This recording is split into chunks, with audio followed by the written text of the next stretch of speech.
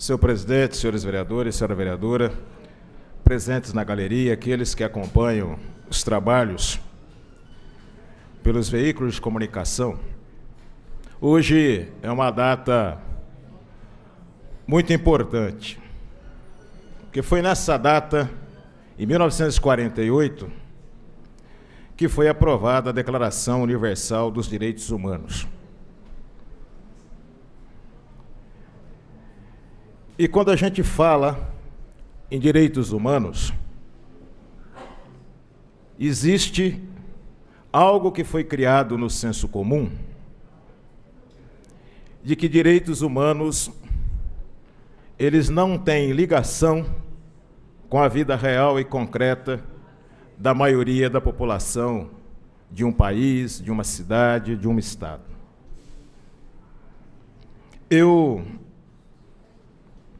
prestei muita atenção e venho acompanhando esse caso da Ajax já há bastante tempo.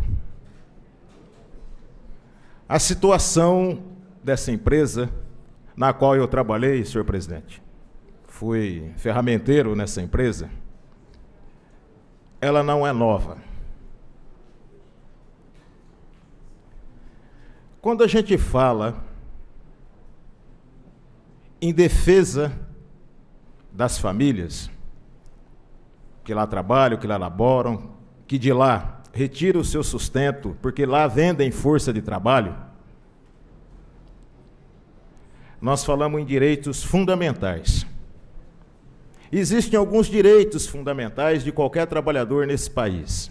Por exemplo, aquilo que é retirado do meu salário a título de contribuição com a Previdência Social, ele deve ser regularmente depositada na conta da Previdência. Quando um empregador não faz isso, ele se apropria indevidamente de um recurso que não é seu e cria uma dificuldade para o conjunto dos trabalhadores e da sociedade que causa rombo na Previdência Social. Um rombo que se agrava com a política de ajuste fiscal, levada a ferro e fogo, com a lei de responsabilidade fiscal.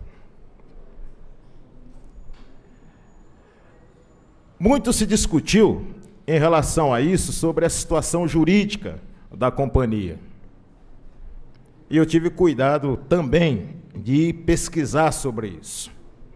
Até uma legislação extremamente generosa para os grandes empregadores, mas extremamente draconiana para os trabalhadores, não foi aplicada, que é a recuperação judicial. A recuperação judicial parte de um elemento primário, que é uma assembleia de credores, que em assembleia discutem uma nova diretoria para gerir a empresa com alguns compromissos bem claros.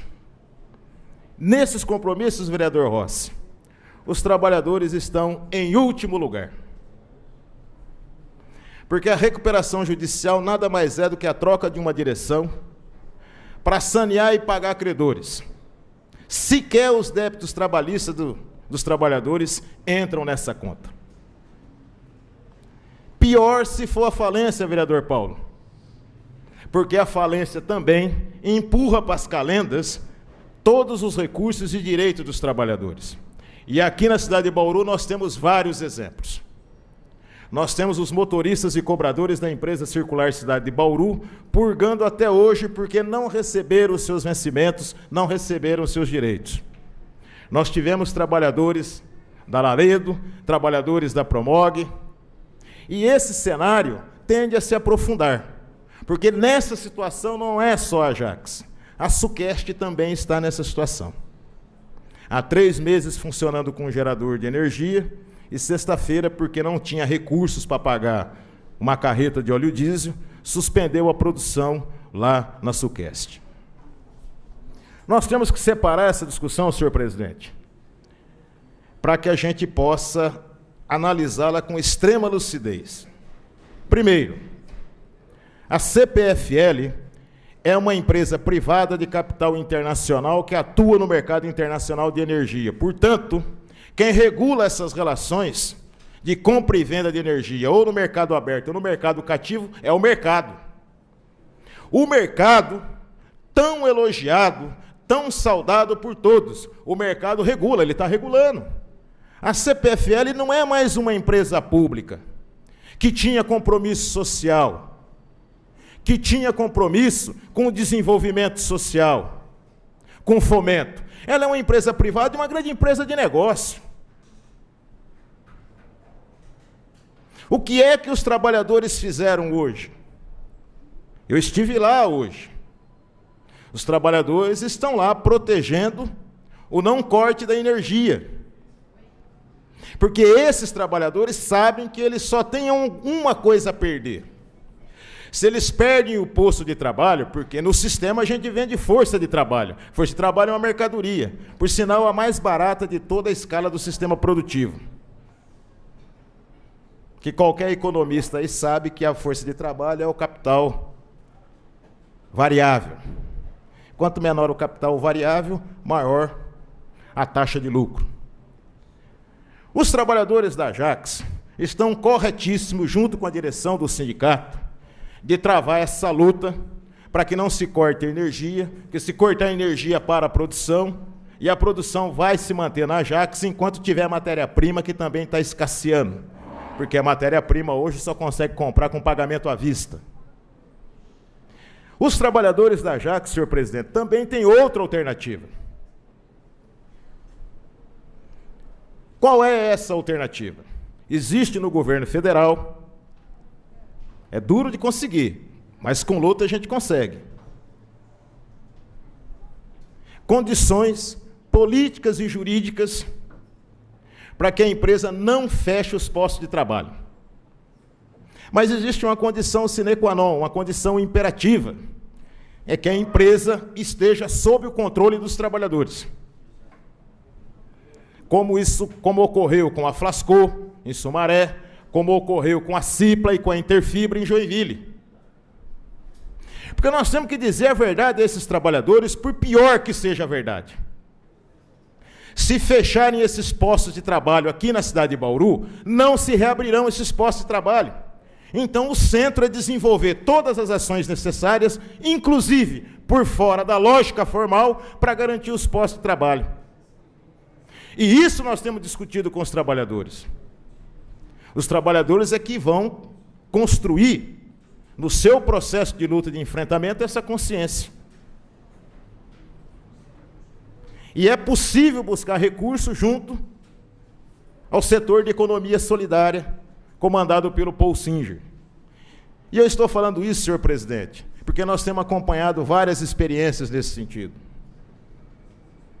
Não há outra forma de se garantir posto de trabalho sem que as empresas funcionem.